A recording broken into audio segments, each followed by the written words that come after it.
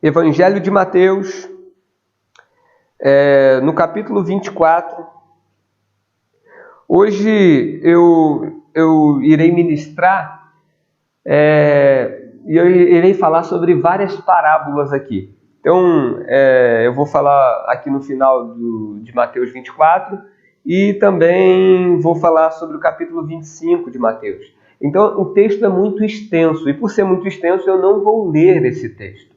Eu vou só ler alguns versículos, destacando durante a mensagem alguns outros versículos para que eu possa, então, embasar a tese da mensagem, tá bom? Então, o texto que a gente vai ler de forma inicial aqui é Mateus, no capítulo 24, no versículo 36. Mateus 24, versículo 36 e depois o versículo 42. Diz assim o versículo 36: Mas a respeito daquele dia e hora, ninguém sabe, nem os anjos do céu, nem o Filho, senão o Pai. Agora o versículo 42 diz assim: Portanto, vigiem, porque vocês não sabem em que dia virá o Senhor de vocês. Amém? Então essa é a palavra inicial que eu gostaria de estar ministrando aos irmãos. E aí a pergunta que me vem à mente quando eu analiso aqui esse texto, esse bloco todo do capítulo 24 e capítulo 25 de Mateus, o que você faria se você soubesse que Jesus voltaria hoje?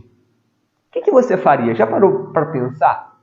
O que você faria se você soubesse que Jesus voltaria amanhã, por exemplo? Estava tudo certo, está tudo certo, e Jesus vai voltar amanhã. O que você faria se você soubesse que Jesus voltaria, para buscar a sua igreja? Qual seria a sua postura? Qual seria a sua atitude? Qual seria o seu sentimento? Certa vez, Martinho Lutero, que é o grande reformador do século XVI, da Reforma Protestante, ele estava capinando o seu jardim, e chegou um dos seus assessores, um dos seus discípulos, e fez justamente essa pergunta para Lutero, perguntando a ele o que ele faria se soubesse que Jesus voltaria naquele dia. E ele simplesmente respondeu assim: eu continuaria capinando o meu jardim. Essa foi a resposta que ele deu àquele seu discípulo que perguntou sobre a volta de Cristo.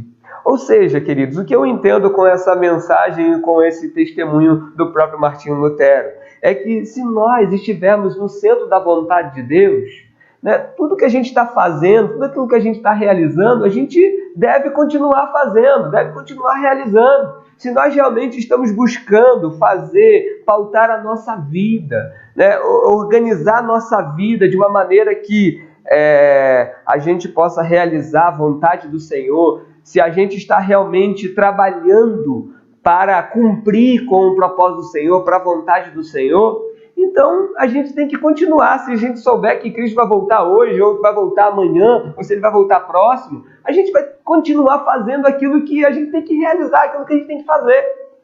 A gente tem que se preocupar se a gente não estiver no centro da vontade de Deus. Aí sim, se você não estiver no centro da vontade de Deus, se você não está realmente se esforçando para fazer a vontade do Senhor, aí você tem que se preocupar. Sabe, nós vivemos numa época em que existe um grande interesse pela escatologia. O que é a escatologia? É a doutrina sobre o final dos tempos. Então muitas pessoas, principalmente nesse tempo de pandemia, o que mais chama a atenção das pessoas a respeito desses temas escatológicos, acerca do fim do mundo, de como se vai realizar, como que Jesus vai voltar, que dia que Jesus vai voltar, se a vinda dele está próxima, se está batendo as portas, se Jesus vem na nossa geração, se realmente vai ter acontecimentos catastróficos, se vai acontecer algo de extraordinário e tal. Sabe, o capítulo 24 e 25 de Mateus, se você for ler ele todo, esses dois capítulos representam o chamado sermão profético de Jesus, onde Jesus ele começa a preparar e falar para os seus discípulos acerca justamente do fim dos tempos, acerca da sua volta, de como se daria, de como aconteceria. E uma das coisas que nós podemos perceber no texto em que nós acabamos de ler aqui, no versículo 36, Jesus ele deixa muito claro para os seus discípulos acerca da sua volta, do dia em que ele vai voltar. Ou seja, olha o que diz o versículo 36. Mas a respeito daquele dia e a hora, ninguém sabe. Nem os anjos do céu, nem o próprio Filho, ou seja, nem ele mesmo sabia. Mas ele diz, senão o Pai.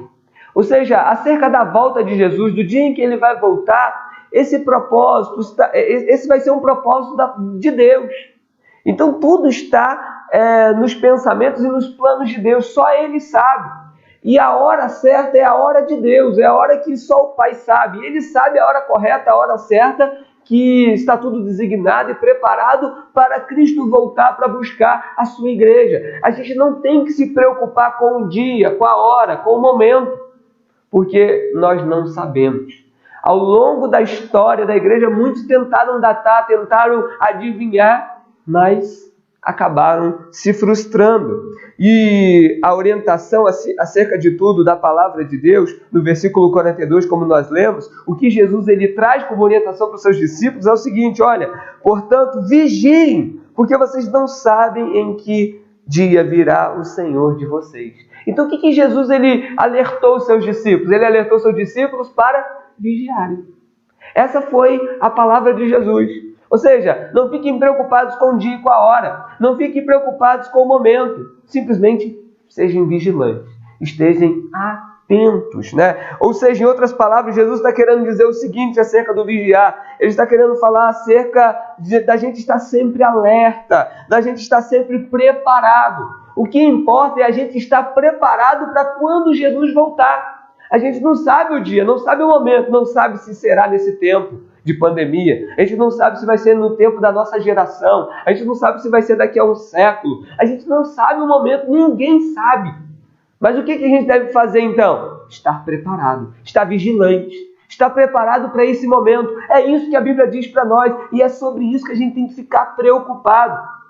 Por isso, eu li aqui Mateus 24, no versículo 42, que é esse alerta de Jesus acerca da igreja ficar vigilante e ficar preparada para esse momento. E aí depois, logo em seguida, Jesus ele conta 5 parábolas. 5 parábolas acerca da sua volta. Eu só vou falar de 4 parábolas aqui. Da última parábola, que é do julgamento final, eu não vou falar hoje. Mas eu quero falar das 4 parábolas rapidamente aqui, sobre o significado dessas 4 parábolas, que é uma resposta acerca da volta de Jesus, né, e do estar preparado para essa volta. Né? E a primeira parábola que Jesus ele conta é a parábola do ladrão. Está no capítulo 24, no versículo 43 e 44. Logo em seguida, quando ele fala sobre ficar vigilante, né, no versículo 43 ele diz assim, porém, considerem isto, se o pai de família soubesse a que hora viria o ladrão, vigiaria e não deixaria que sua casa fosse arrombada. Por isso, estejam também vocês preparados, porque o Filho do Homem virá a hora em que vocês menos esperam. Ou seja, essa parábola, a parábola do ladrão que Jesus ele conta aqui, fala a respeito da total imprevisibilidade do momento do fim, do momento da volta de Jesus.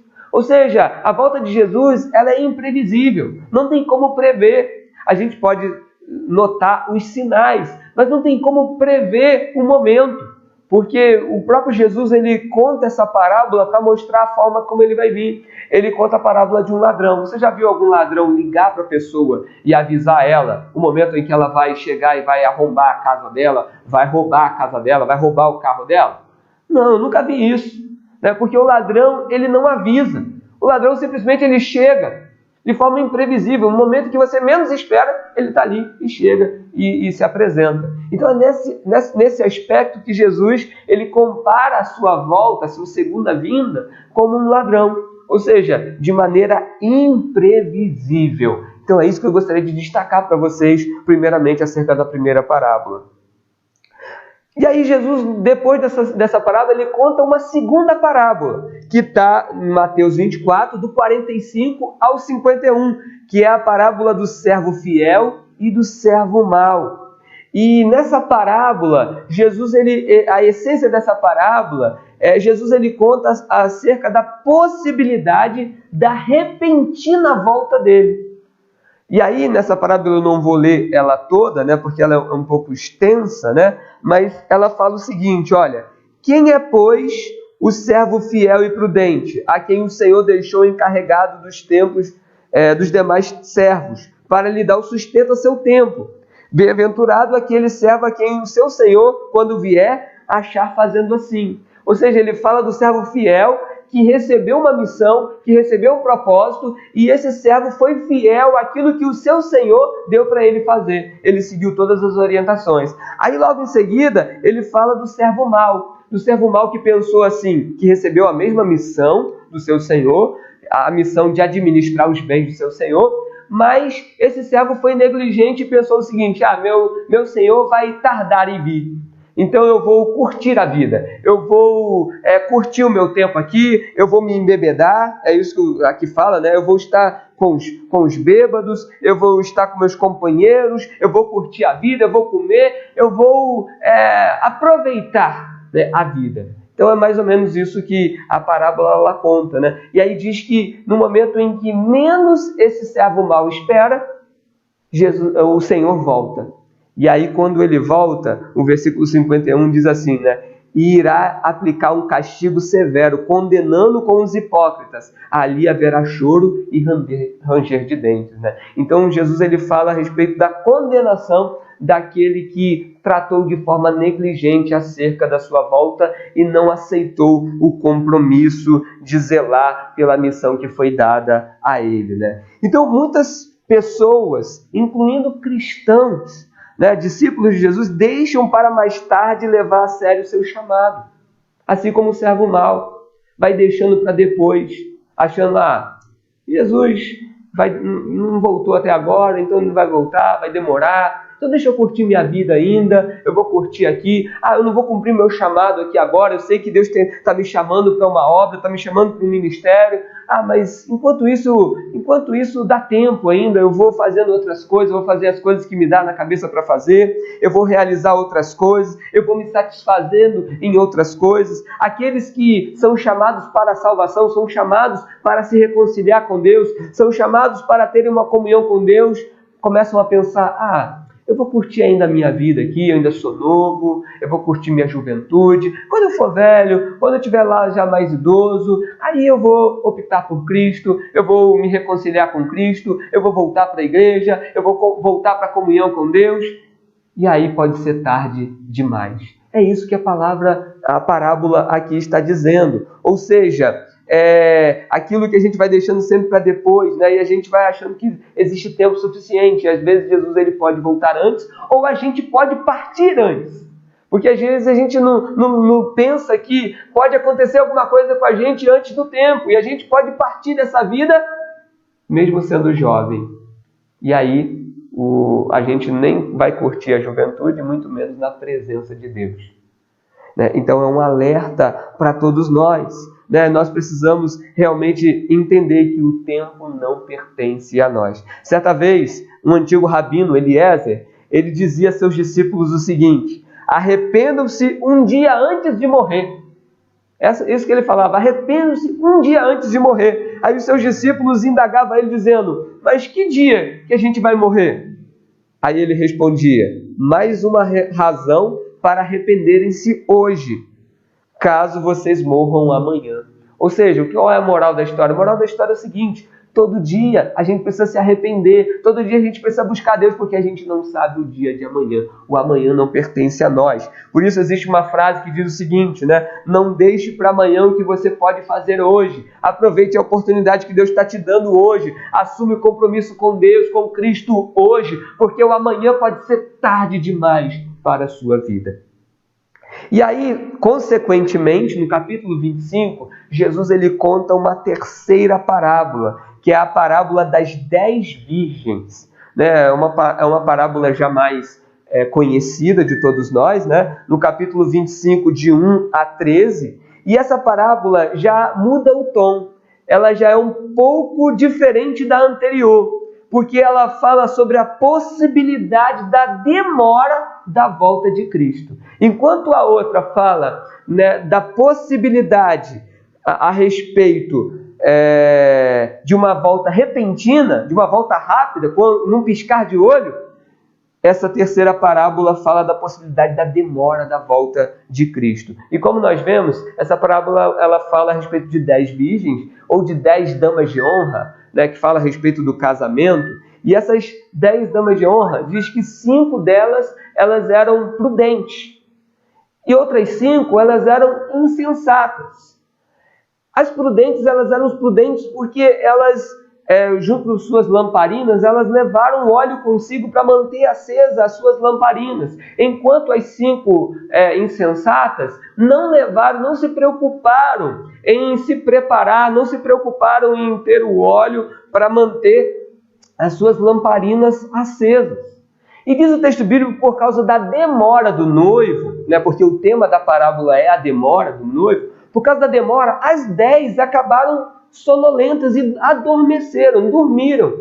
As 10 dormiram.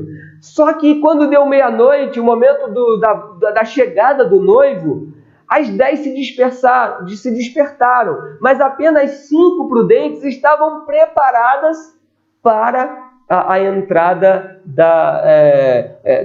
da núpcia, né, celestial, do momento lá em que as 5 prudentes se apresentam diante do noivo. E as outras 5, porque não estavam preparadas, acabaram indo atrás do azeite, mas quando chega, a porta já tinha se fechado e elas não conseguiram entrar nas bodas, não conseguiram entrar no casamento, não conseguiram participar, foram excluídas. Foram excluídas por quê? Porque não se prepararam. Apesar de todas terem dormido, né? Mas as prudentes, elas acabaram entrando no casamento porque elas sim estavam preparadas para o momento. Então a grande questão aqui nessa parábola é acerca da possibilidade da demora de Jesus mesmo, de Jesus demorar. E diante da demora, o que você deve fazer? Você deve estar preparados para esse momento. Por isso, no final da parábola, no versículo 13, a moral, né? Jesus ele fala assim, a moral da parábola, dizendo o seguinte, olha, vigiem, porque vocês não sabem nem o dia e nem a hora. Mais uma vez a ênfase, né? Repetindo o que disse no capítulo 24. Vigiem. O nosso papel é vigiar, é estar preparado, porque a gente não sabe o momento, né? Então, o que essa parábola quer nos ensinar é que com a possibilidade da demora da volta de Cristo, pode ressaltar o quê? O esfriamento espiritual de muitos crentes. Você já notou, por exemplo, quando uma pessoa ela se converte e ela fica cheia do fogo, cheia da alegria de Deus, ela fica feliz da vida, mas no transcorrer do tempo, ao longo da sua caminhada, se ela não vigiar e se ela não se mantém em comunhão com Deus, ela vai esfriando, e muitos acabam se esfriando e acabam abandonando a igreja, abandonando a fé por causa do tempo. Por quê? Justamente porque elas não se preparam, porque elas não buscam a comunhão com Deus, não buscam se fortalecer, não buscam a renovação espiritual. Então, o que a parábola quer nos ensinar aqui é acerca da possibilidade da demora da volta de Jesus. E por causa dessa demora, virão o esfriamento espiritual, a sonolência espiritual diante de muitas pessoas. Se você não estiver preparado nesse momento, a tendência é você ficar do lado de fora. Esse é o alerta da palavra. Além disso, a demora também pode vir adicionada com os sofrimentos, com as tribulações, com as lutas que vêm no dia a dia do cristão, porque no cristianismo, Jesus ele falou que no mundo nós passaremos aflições, mesmo sendo discípulos. Então, a gente precisa estar preparado, precisamos estar preparados. Por isso a exortação é vigiar, pois não sabemos o dia final. E aí Jesus ele conta a quarta parábola, porque essa quarta parábola, que vai do capítulo 25, do 14 ao 30, ele fala como está preparado então. Já que a primeira parábola ele fala que a volta de Jesus é uma volta imprevisível, não temos como saber como que é o momento que Jesus vai vir, A segunda parábola, ele fala a respeito que a volta de Jesus pode ser uma volta repentina, uma volta do piscar do olho, que a gente não sabe, pode ser nesse exato momento agora que eu estou falando com você. Então, a segunda parábola fala sobre isso. Mas também a terceira parábola fala de uma possibilidade da demora da volta de Jesus. Então, pode ser tanto rápida como pode ser demorado, a gente não sabe. Então, o que a gente deve fazer com isso? Entendendo que eu não sei a hora, eu não sei o momento, eu não sei o tempo. Então, o que eu tenho que fazer? Qual é a minha postura como cristão? Como que eu devo viver a minha vida? Como que eu devo viver como discípulo de Jesus? Aí, essa parábola dos talentos, ela é uma resposta a essa indagação. Jesus ele quer mostrar como viver essa vida nossa cristã diante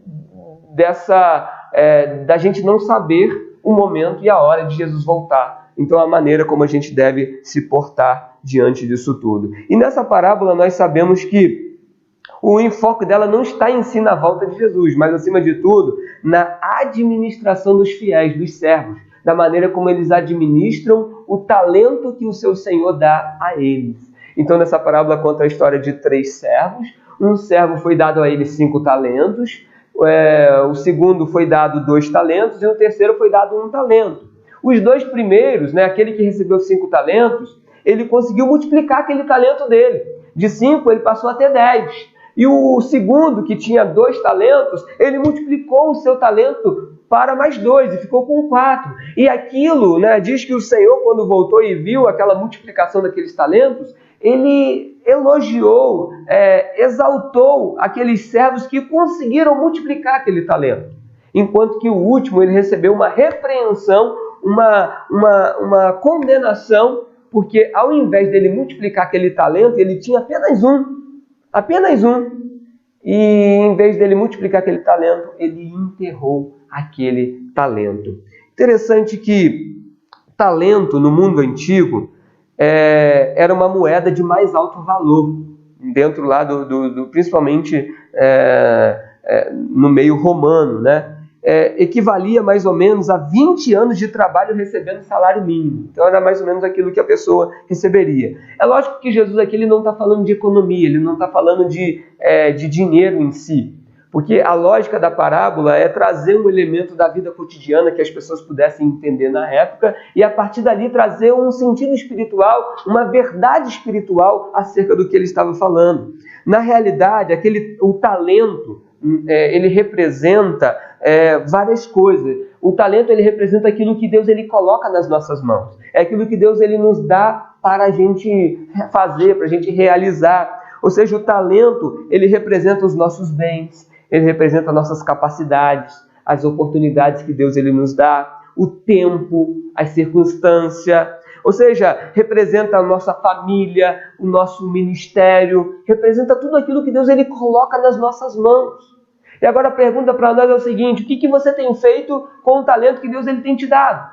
O que você tem feito com aquilo que Deus tem colocado e dado nas suas mãos? Você que é um servo do Senhor, você tem sido um servo fiel? Ou seja, tudo aquilo que Deus tem colocado nas tuas mãos para você fazer, para você realizar, o que você tem feito? Você tem feito como aqueles servos fiéis que têm procurado multiplicar o seu talento, colocando ele disponível para o Senhor, honrando o Senhor, glorificando o nome do Senhor? Ou você tem procurado enterrar este talento? O que você tem feito com os bens que Deus tem te dado para você administrar? O que você tem feito com as suas capacidades que Deus ele te dá, com os seus dons espirituais? O que você tem feito com eles? O que você tem feito com o seu tempo? Como que você tem administrado o seu tempo? Seu tempo é todo para satisfazer apenas os seus desejos, os seus sonhos pessoais? Já que Cristo é o Senhor da sua vida e Ele dá o tempo para você administrá-lo, o que você tem feito com esse tempo? O que você tem retornado dentro daquilo que Deus tem dado a você acerca do tempo? Às vezes nós dedicamos pouco tempo para Deus e muito tempo só para nós. É administração. Muitas vezes estamos enterrando o nosso tempo para Deus e colocando nosso tempo e desperdiçando nosso tempo com tantas outras coisas que muitas vezes não vai ser para conseguir um tesouro no céu. Por isso, é um alerta da palavra de Deus para nós, como a gente deve estar se preparando para esse momento. O que você tem feito com a sua família? com o seu lar, com a sua casa, como você tem administrado o seu lar, como você tem administrado sua família, como você tem administrado os relacionamentos interiores na sua casa. Isso tudo vai fazer a diferença na sua vida, na sua eternidade. Tudo aquilo que você decide, tudo aquilo que você opta em fazer ou não, vai contra você ou a favor de você na eternidade. Então, como você tem administrado aquilo que Deus tem dado a você? A sua família foi Deus que te deu. Então, como que você tem administrado ela? Como que você tem feito por ela? Se sua família está toda destruída, toda despedaçada, e você não tem lutado para curá-la, para restaurá-la, então algo está errado. O que Deus tem dado para você é responsabilidade sua, de você zelar por ela. E o ministério? Aquilo que Deus te deu, o ministério, os dons, os talentos que Ele tem te dado. Aí eu falo dos talentos naturais, né? Ou dos talentos espirituais, ou dos dons espirituais. O que você tem feito com esses talentos? O que você tem feito com esses dons? O que você tem feito com o seu ministério?